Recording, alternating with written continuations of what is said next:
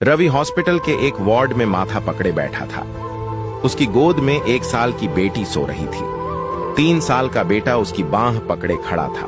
पास में ही उसकी पत्नी बेड पर लेटी हुई थी। पत्नी को बीमार हुए 1 महीना हो गया था, मगर अभी भी वह गंभीर रूप से बीमार थी। पत्नी बीपी लो होने के कारण बेहोश हो गई थी। हॉस्पिटल लाने के 2 दिन बाद उसे होश आया था, मगर इतनी देर तक बीपी लो रहने के कारण हार्ट, फेफड़े, किडनी और अन्य अंगों का बुरा हाल हो गया था। इलाज चल रहा था, मगर सुधार बहुत धीरे हो रहा था। वह 1 महीने से बीमार बीवी और 2 छोटे बच्चों को अकेला संभाल रहा था। वह पिछले 4 दिनों से नहाया भी नहीं था। उसकी हालत इतनी खराब थी कि वह कहीं अकेला बैठकर रोना चाहता था। शुरू में कुछ यार दोस्त और मोहल्ले के कुछ लोग मिलने आए थे। उसके बाद तो लोगों ने फोन उठाना भी बंद कर दिया था कि वह कहीं पैसे ना मांग ले। शहर में वह ज्यादा लोगों को जानता भी नहीं था, क्योंकि 3 साल पहले वह माँ बाप और भाई भाभियों से लड़कर इस शहर में आया था। तभी से बीवी बच्चों के साथ किराए के मकान में रह रहा था। घर में कोई बीमार पड़ता है तब सगे संबंधी और रिश्तेदार ही काम आते हैं। रवि तो ससुराल वालों से भी लड़कर बैठा था। 2 रुपए कमाने क्या शुरू किए, घमंड में अपनों से ही दूरी बना बैठा था। अचानक उसने हिम्मत करके अपनी माँ को फोन मिलाया। पूरी घंटी जाने के बाद भी माँ ने फोन नहीं उठाया। फिर दूसरी बार फिर से कॉल किया तो माँ ने फोन काट दिया। उसे याद आया 3 साल पहले जब माँ से लड़कर आया था, तब उसने कहा था, तुम सब मेरे लिए मर चुके हो, मैं तुम लोगों का मुंह भी नहीं देखूंगा।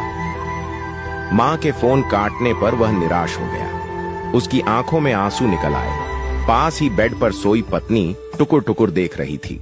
पति को रोते देखा तो उसकी आंखों में भी आंसू निकल आए। रवि ने सोचा, पापा को फोन मिलाऊं, मगर पापा और बड़े भाइयों से बात करने की उसकी हिम्मत नहीं थी। एकमात्र माँ ही वो कड़ी थी जिससे वह बात कर सकता था। मगर माँ ने फोन काट दिया था। उसने एक बार और आखिरी कोशिश करने के लिए माँ को फोन मिला दिया। इस बार माँ ने फोन उठा लिया। माँ बोली, क्या है, हम लोग तो तुम्हारे लिए मर गए हैं, अब हमारे जीवित श्राद्ध करने के लिए फोन कर रहा है क्या? माँ की आवाज सुनते ही उसका सब्र जवाब दे गया। वह रूंधे गले और बिगड़ते चेहरे के साथ इतना ही बोल पाया, माँ। फिर फपक फपक कर रोने लगा। वो माँ थी, औलाद का रोना कैसे सहन कर सकती थी। तुरंत माँ का गुस्सा शांत हो गया। सारे मनमुटाव एक पल में भूल गई। जिस तरह एक हिरनी अपने बच्चे के लिए तड़प उठती है, वैसे ही वह अधीर होकर बोली, क्या हुआ रे, रो क्यों रहा है? जल्दी बता बेटा, मेरा मन घबरा रहा है। मां के वात्सल्य भरे शब्दों को सुनकर वह जोर जोर से रोने लगा।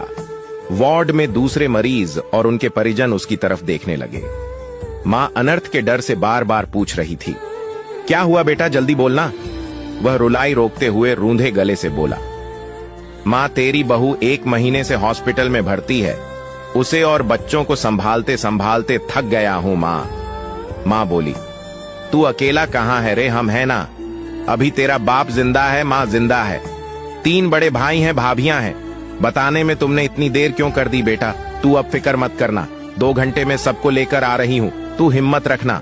आज बरसों बाद उसे मां के वचन अमृत तुल्य लगे। शरीर में जान आ गई, ऐसे लगा जैसे अब सब कुछ ठीक हो जाएगा। वह खड़ा होता हुआ पत्नी से बोला, अब तू बिल्कुल ठीक हो जाएगी, मां आ रही है।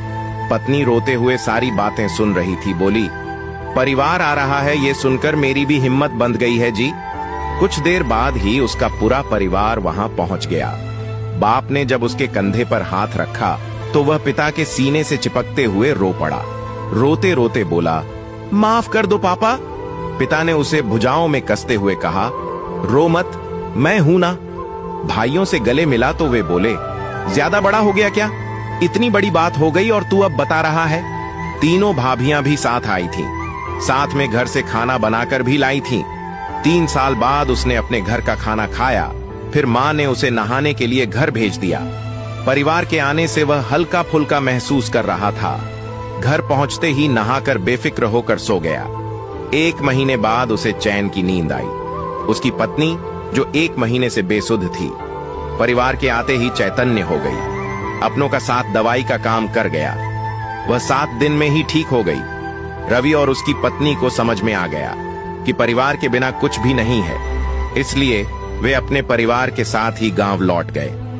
कहानी का मोरल: आजकल यारी दोस्ती तो सिर्फ मतलब की रह गई है। ऐसे मौके पर सही मायनों में अपना परिवार ही काम आता है। इसलिए बेशक अलग रह लीजिए, मगर अपनों से जुड़े रहिए।